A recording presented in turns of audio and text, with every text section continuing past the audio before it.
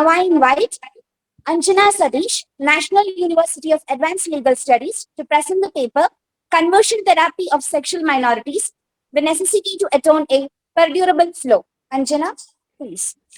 So, good afternoon to one and all present here, respected dignitaries and my dear friends. Today, I am here to present my paper before you. So, the topic that I have chosen for my deliberation is Conversion Therapy of Sexual Minorities. And I have titled my paper as Addressing the LGBTQIA+ Elephant in the Room, whether conversion therapy of sexual minorities is inconsistent with human rights and needs to be outlawed. Now, before I get into the depth of my topic, I would like to draw a background in order to understand the concept of conversion better. And for that, I have drawn parallels to two instances that had recently happened in the Democratic Republic of India. The first is the suicide of a bisexual, Anjana Satheesh, who was a student under the University of Kerala. She committed suicide because her parents forced her to undergo conversion therapy because she was a bisexual. The second instance happened in our own neighboring state, Tamil Nadu, wherein two lesbians committed suicide because, again, they belonged to the sexual minority. They were in love with each other, but their parents forced them to undergo conversion therapy. They didn't obey to it. And when one of the partners' marriage was fixed to a man, again, they ended up committing suicide. So it is in this background that we need to understand as to what is conversion therapy and why is it so much criticized in our country right now. There is a reason as to why I had chosen these two examples from Kerala and Tamil Nadu, because as we all know, Kerala is the most literate state in the whole of India, and Tamil Nadu is the pioneer of recognizing the rights of sexual minorities. When it comes to recognizing the rights of sexual minorities, Tamil Nadu is a pioneer. And still, these kind of activities happened, and these young girls, all in their early 20s, lost their lives. So it is a despairing question of concern as to how are the sexual minorities in the other parts of our country leading a life of peace when even in these progressive states, individuals are not allowed to express their own gender expression and sexual orientation. Now, it is in this background that I would like to draw the elephant in the room, namely the topic of today's deliberation, conversion therapy. For ease of convenience, I have divided the whole seminar into 6 parts. As you can see, there's an introductory part where I'll be speaking about conversion. I'll also be dealing with the legal framework in India. I'll be going on an overall view through the international conventions. And also I have critically analyzed the different countries which has brought about a ban with regards to conversion therapy. I have tried to put forward recommendations in this paper before I had tried to conclude it with my own objectives.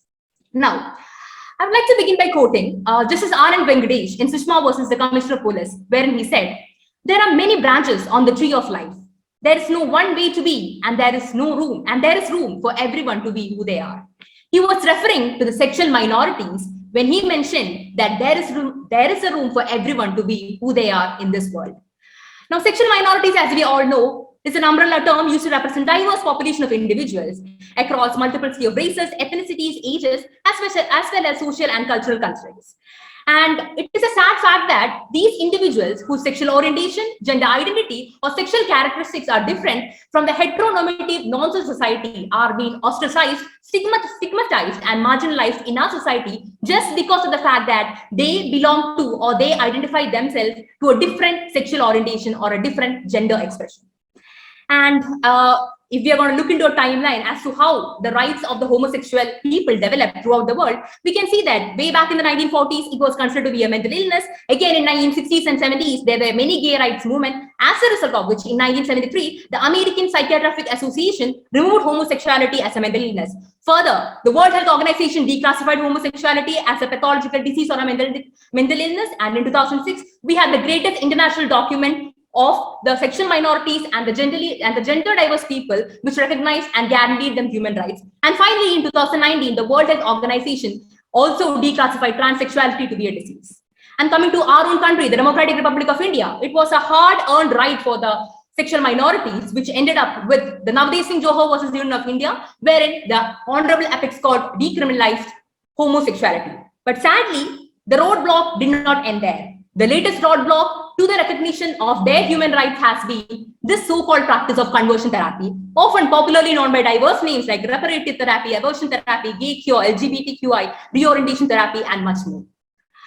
The basic purpose or the basic objective of this conversion therapy is to either modify, suppress, or divert a person's preferred sexual orientation or gender expression to suit the heterosexual norms of the society.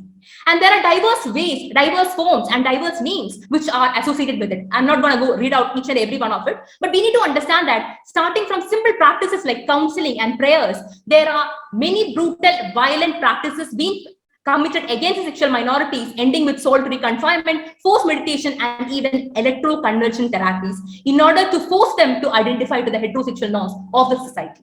So basically, we can say that even though the word therapy derives from Latin word therapia means to cure, the term conversion therapy is in itself an irony, because conversion therapy is inherently and innately a baseless, barbaric, and violent practice which forces a particular individual to disassociate with a particular sexual orientation or gender expression to which he or her might identify themselves with.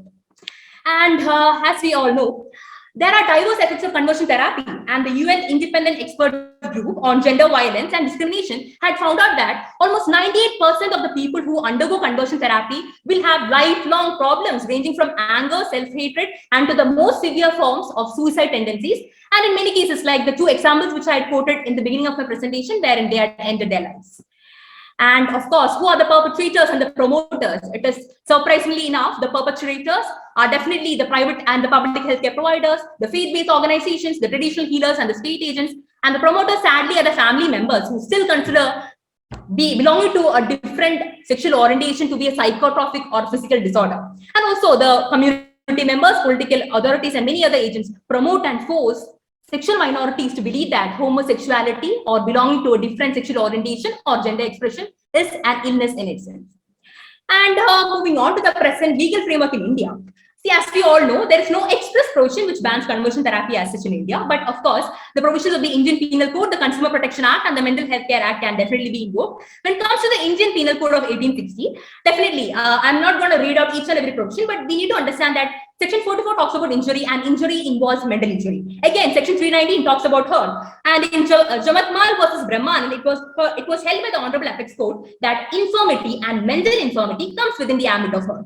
And therefore, definitely hurt can be attractive. Again, moving on, Section 304A, which talks about rash or negligent act. Again, that can be attracted if it amounts to medical negligence. Again, Section 340 and 342, which talks about wrongful confinement. When it comes to sexual minorities, they are wrongfully confined by their parents or maybe the society, and definitely in those cases, 340 and 342 can be attracted. And again, we have provisions like 350, which talks about criminal force, and also 351, which talks about assault. Even any kind of expression or any kind of wrongful gesture against a sexual minority can be made a punishable offense. And of course, there is also a practice called corrective rape being practiced against sexual minorities. And definitely, if rape is an offense which is attracted for a normal cisgender individual, even when it comes to the case of sexual minorities, for corrective rapes, the offense of rape can definitely be attracted, and Section 376 can be involved. Now, moving on to the Consumer Protection Act of 1986. How is the Consumer Protection Act relevant in this scenario?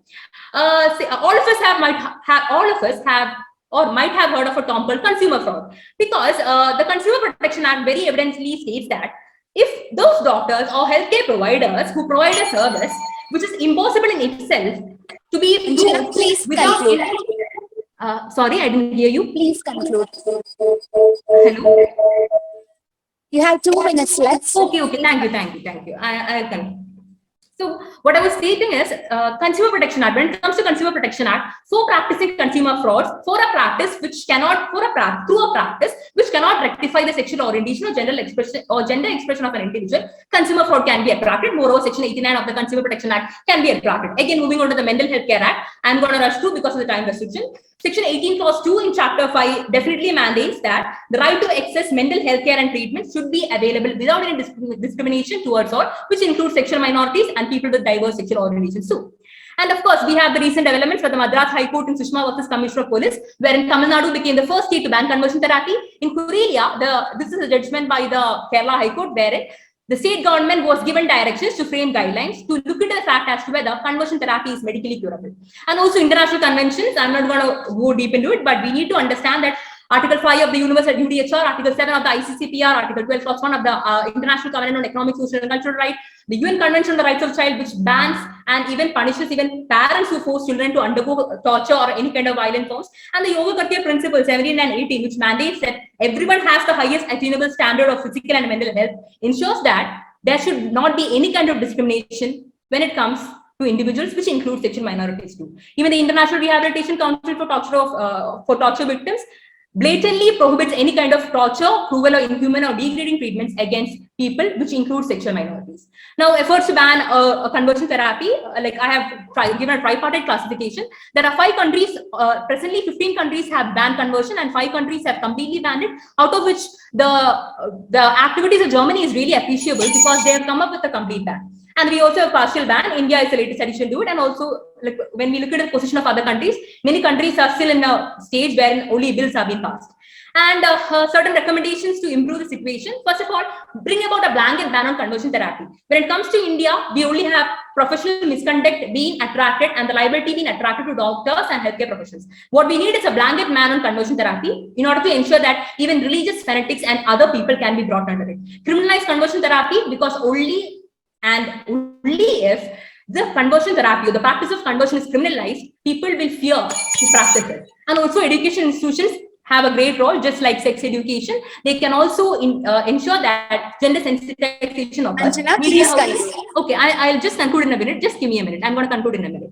So media houses, they act as the voice of the voiceless. The best example can be said to be the recent Bima ad called Pure as Love, where a transgender was portrayed. Central and state government bodies, they can come up with many provisions. And also the national education policy, this is very important. If it is implemented, even the transgenders can be included within the category of the socially and economically backward classes, and they can be given inclusive and equity quality education. And of course, there is no use of bringing about any law or any judgment if the sexual minorities themselves are not aware of their rights. And therefore, what we need is legal literacy and awareness campaigns.